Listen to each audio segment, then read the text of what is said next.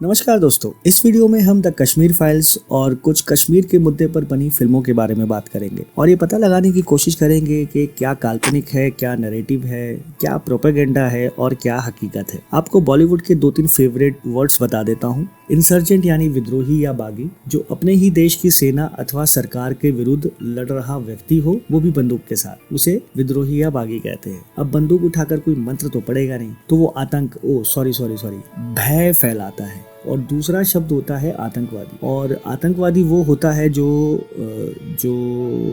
जैसे ही पता चलेगा आपको जरूर बताऊंगा। अब वीडियो शुरू करते हैं। पहली फिल्म है मिशन कश्मीर, जो सन 2000 में रिलीज हुई थी। फिल्म अल्ताफ खान नाम के एक युवन के जीवन का बखान करती है, जब उसके पूरे परिवार को पुलिस द्वारा गलती से मार दिया जाता है और वही पुलिस वाला अल्ताफ का पालन पोषण करता है जिसने उसके परिवार को मारा होता है। सच में यार, कश्मीर पुलिस कितनी निर्दयी है। और जब अल्ताफ को ये पता चलता है तो वो बदला लेना चाहता है और भटक कर आतंकवादी बन जाता है। पूरी फिल्म का सार यही था। दूसरी फिल्म है फना, जो 2006 में आई थी। ये फिल्म रेहान कादरी नाम के एक पर्यटक गाइड और नेत्रहीन कश्मीरी लड़की जूनी अली बेग की कहानी है। दोनों प्यार में पड़ जाते हैं, लेकिन एक आतंकवादी हमले से अलग हो जाते हैं जिसमें रेहान मर जाता है। पर बाद में पता चलता है कि वह मरा नहीं है, बल्कि वास्तव में एक कश्मीरी विद्रोही है, आतंकवादी नहीं है। और वो उस बॉम्ब ब्लास्ट के पीछे का मास्टरमाइंड भी है। 7 साल बाद उसका संगठन, जिसे IKF के नाम से जाना जाता है, उसे कश्मीर में एक मिशन पर भेजता है, जहां रेहान एक बार फिर भाग्य के एक अजीब मोड़ में जूनी से मिलता है और जूनी देशभक्ति के चक्कर में आकर रेहान को गोली मार देती है। देखा, देशभक्ति इसे कहते हैं। अगली फिल्म है यहाँ, जो 2005 में रिलीज हुई थी। कश्मीर में उथल पुथल है क्योंकि आतंकवादी जमीन पर कब्जा करने की कोशिश कर रहे हैं और भारतीय सेना उन्हें खोजने और खत्म करने की कोशिश कर रही है। ये कहानी शुरू होती है। उग्रवादियों से लड़ने के लिए कश्मीर में तैनात होने पर सेना कमांडर अमन अदा से मिलते हैं। अमन हीरो का नाम है, अदा हीरोइन का नाम है। अदा अपने पिता, दादी और एक मूक दत्तक बहन के साथ रहती है। दत्तक बहन यानी कि स्टेप सिस्टर। अदा के भाई शकील ने आजाद कश्मीर हासिल करने के लिए आतंकियों से हाथ मिलाया है, पर वो खुद आतंकवादी नहीं है। अमन और अदा के प्यार में पड़ जाते हैं। अमन सेना को अपने रिश्ते के बारे में नहीं बताता है, उसे आतंकवादियों को खोजने और खत्म करने का काम दिया जाता है। और अमन आतंकवादियों के नेता को पकड़ भी लेता है, जो गलती से शकील का गुरु होता है। अदा के परिवार को अमन के साथ उसके अफेयर के बारे में पता चलता है। उसकी दादी रिश्ते को मंजूर करती है, लेकिन उसके पिता अमन से उसे दूर रहने का अनुरोध करते हैं, क्योंकि उस जगह कश्मीर में उनका प्यार मंजूर नहीं होगा। फिर कहानी आगे बढ़ती है कि किस तरह अदा के भटके हुए भाई को सेना पकड़ती है। यही स्टोरी है। अगली फिल्म है शौर्या, 2008 में आई थी ये फिल्म, और इसका प्लॉट तो बहुत ज्यादा आगे था। मतलब उस टाइम की फिल्मों से तो बहुत ज्यादा आगे की सोच थी। इसने सेना के अंदर धर्म को ढूंढने की कोशिश की कि सेना में कौन कौन से धर्म के सिपाही हैं हमारे यहाँ। और इसी कहानी थी कि कैसे एक मुस्लिम आर्मी कैप्टन एक मेजर को मार देता है, क्योंकि भारतीय सेना कश्मीरियों पर अत्याचार कर रही होती है। इसके लिए उस कप्तान पर केस चलता है कोर्ट मार्शल करने के लिए, और उस कैप्टन का केस एक हिंदू वकील लड़ता है और कैप्टन के अगेंस्ट एक मुस्लिम वकील होता है। अब इन्वेस्टिगेशन शुरू होती है और पता चलता है कि एक हिंदू आर्मी ब्रिगेडियर इन सब के पीछे होता है और वो एक विशेष धर्म वालों से नफरत करता है। ये हिंदू होते ही ऐसे हैं, बाकी धर्मों से नफरत करते हैं, इसलिए सरकार ने इनके मंदिरों को अपने अंडर में ले रखा है।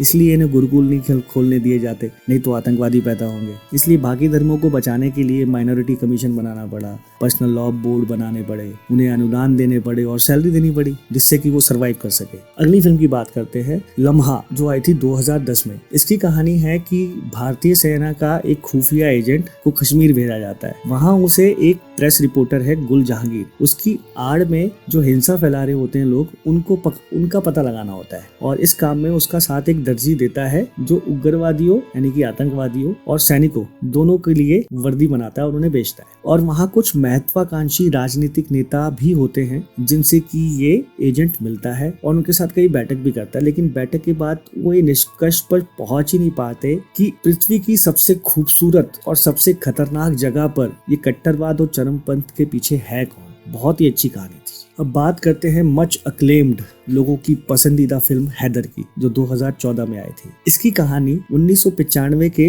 उग्रवाद प्रभावित संघर्षों और नागरिकों के लापता होने के बीच सेट है। हैदर विलियम शेक्सपियर की त्रासदी हैमलेट का एक आधुनिक रूपांतरण भी बोला जाता है और ये बशारत पीर के संस्मरण कर्फ्यूट नाइट पर भी आधारित है। खैर स्टोरी बताते हैं। हैदर एक युवा छात्र और कवि है। अपने पिता के लापता होने के बारे में जवाब तलाशने के लिए जब कश्मीर में संघर्ष चल रहा होता है तब वो वापस कश्मीर लौटता है और उसे पता चलता है इसके लिए सेना और पुलिस जिम्मेदार है और अंत में राज्य की राजनीति में फंस जाता है बेचारा। इसके बाद आई हामिद 2018 में। ये कहानी थी 7 साल के हामिद के बारे में जो सीखता है कि 786 जो है गॉड का नंबर है और इस नंबर को डायल करके गॉड से बात की जा सकती है। तो वो इस कोशिश को अंजाम देने की कोशिश करता है। वह अपने पिता से बात करना चाहता है और एक दिन फोन कॉल का जवाब उसे मिल जाता है जो एक आर्मी ऑफिसर देता है। अभी दोनों बात करते हैं और कश्मीर के संघर्ष में बिखर गए 2 जीवन फिर से पूरा होने का रास्ता खोजते हैं। व्हाट ए क्रिएटिविटी, बहुत ही कमाल की क्रिएटिविटी है यार। इसके बाद I much awaited much acclaimed shikara 2020 में। इस फिल्म के बारे में प्रमोशन तो यही किया गया था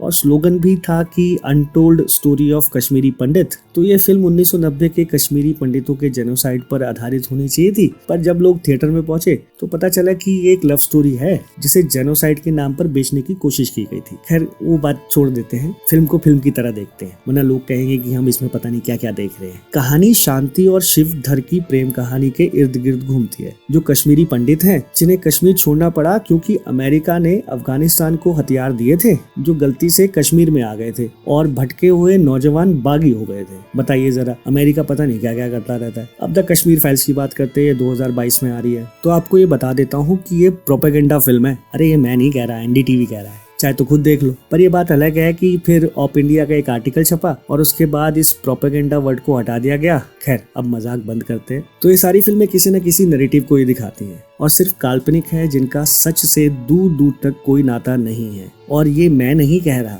आप सर्च करोगे तो पूरा सच आपको नेट पर मिल जाएगा। और मैं ये भी नहीं कह रहा कि ये खराब फिल्म है, ये तो हमारी ही चॉइस है कि हम काल्पनिक चीजों को देखें और सच समझें या खुद पता करने की कोशिश करें। तो इसी सच को एक रूप देती फिल्म है द कश्मीर फाइल्स। और जैसा कि ट्रेलर में नजर आया और डायरेक्टर विवेक अग्निहोत्री ने इंटरव्यू में बताया कि ये फिल्म सत्य घटनाओं पर आधारित है और ये घटनाएं उन 500 से ज्यादा लोगों की हैं जिनका विवेक जी ने फिल्म बनाने के लिए खुद इंटरव्यू लिया था। तो अभी जिन फिल्मों के बारे में बताया उनका लेवल और कश्मीर फाइल्स का लेवल अलग ही है। सारी फिल्मों को तराजू के एक पलड़े में रखें और कश्मीर फाइल्स को दूसरे पलड़े में रखें तो कश्मीर फाइल्स इन सब फिल्मों पर बहुत भारी है। ये फिल्म रियली में कश्मीरी पंडितों को जस्टिस देने का एक प्रयास है। कम से कम किसी ने तो हिम्मत की 1990 में कश्मीर में क्या हुआ था ये दिखाने की। Thank you so much Vivek ji for making this film. हो सकता है इस फिल्म के आने से कुछ लोगों को बरनौल की जरूरत पड़ सकती है, क्योंकि ये फिल्म एक जोरदार थप्पड़ है उन लोगों के मुंह पर जो इस जेनोसाइड को फेक कहते हैं और अपना ही